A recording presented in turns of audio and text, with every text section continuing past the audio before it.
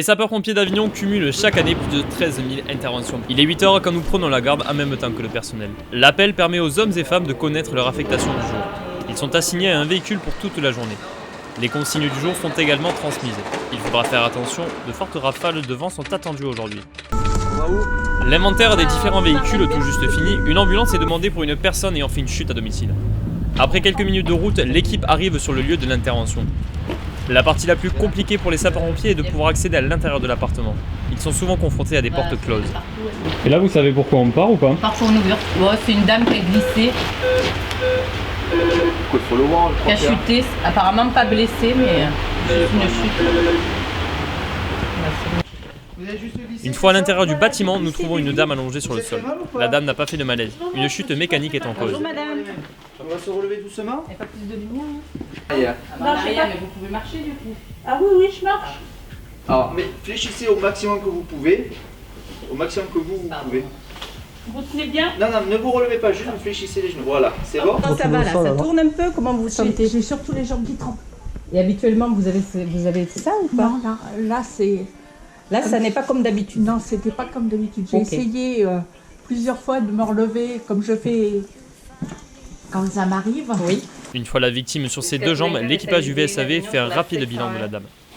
Avant de procéder au relevage, La chef d'agré donnera son bilan au médecin régulateur. Je présente un pouls régulier bien frappé à 87. D'accord. Donc, je suis d'accord. Après accord de celui-ci, la dame sera laissée à son domicile. Pendant ce temps, au centre de secours principal d'Avignon, le reste de la garde effectue la manœuvre journalière. Aujourd'hui, les phénomènes thermiques. Les sapeurs-pompiers du Vaucluse disposent d'un conteneur aménagé pour réaliser leur exercice.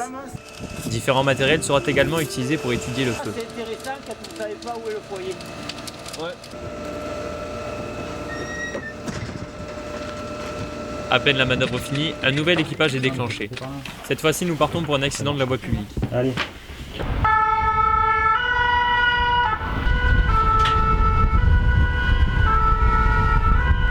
Une cycliste se serait fait renverser par une voiture. Une fois sur place, nous constatons qu'un commerçant avait mis à l'abri la victime. La jeune femme se plaint d'une forte douleur au genou droit. À l'extérieur du magasin, le vélo, tordu, de la cycliste. Le genou de la victime est pendant ce temps placé dans une attelle. L'attelle est dépressurisée, c'est-à-dire que l'air est enlevé pour qu'elle devienne rigide.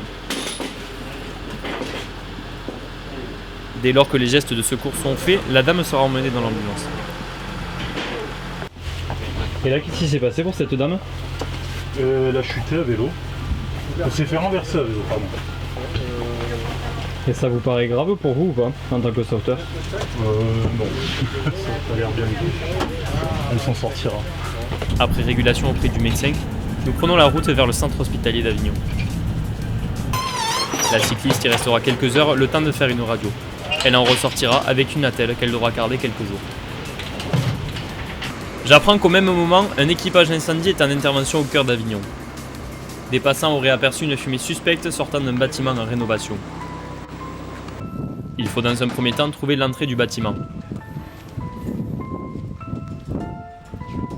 Une fois la porte ouverte, les pompiers vont procéder à la reconnaissance des lieux. Un épais brouillard est présent dans tout le bâtiment.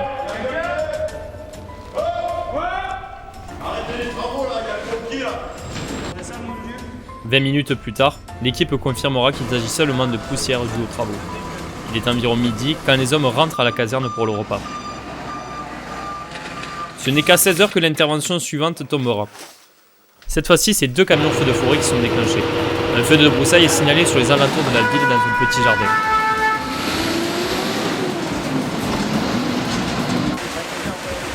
À notre arrivée sur place, un simple feu de broussailles s'est étendu sur un cabanon proche.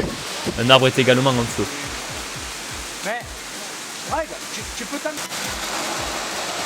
Il aura fallu simplement quelques minutes aux soldats du feu pour venir à bout du sinistre.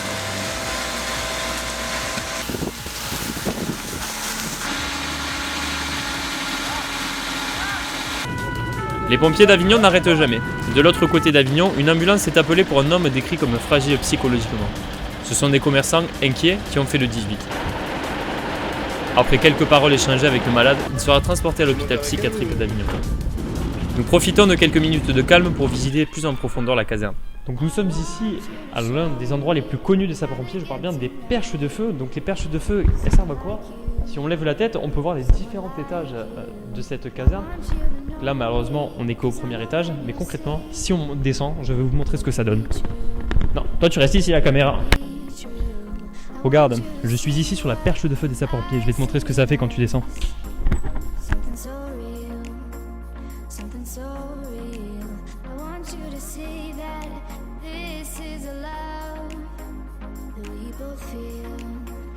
Nous n'avons même pas eu le temps de finir la visite que le véhicule médicalisé est appelé pour un malaise, sans plus de précision. Ça va faire un bilan demain. Le matin, t'as repris le bilan.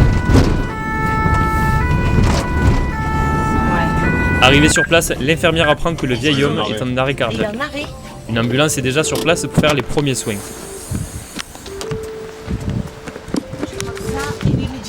L'endroit est très exigu.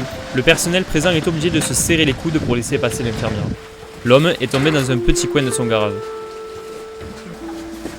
Il y a très peu de place pour travailler. Un sauveteur est toujours en train de réaliser le massage cardiaque. L'infirmière, quant à elle, prépare différentes seringues.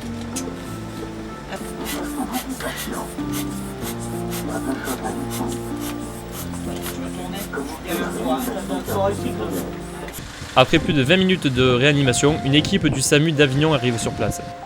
Le vieil homme sera malheureusement déclaré décédé par le médecin du SAMU. La nuit, les pompiers d'Avignon ne s'arrêtent jamais. Ils sont déclenchés cette fois-ci pour un feu de voiture dans une cité.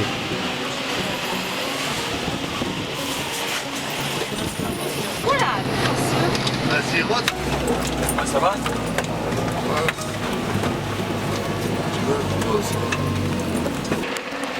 Le binôme d'attaque a pour but d'éteindre le plus rapidement possible le feu.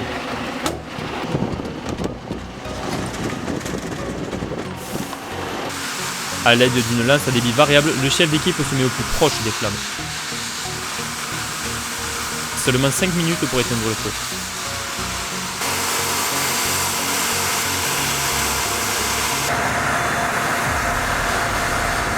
Les sapeurs-pompiers réaliseront pas moins de 15 interventions durant cette nuit, dont 3 feux de voiture.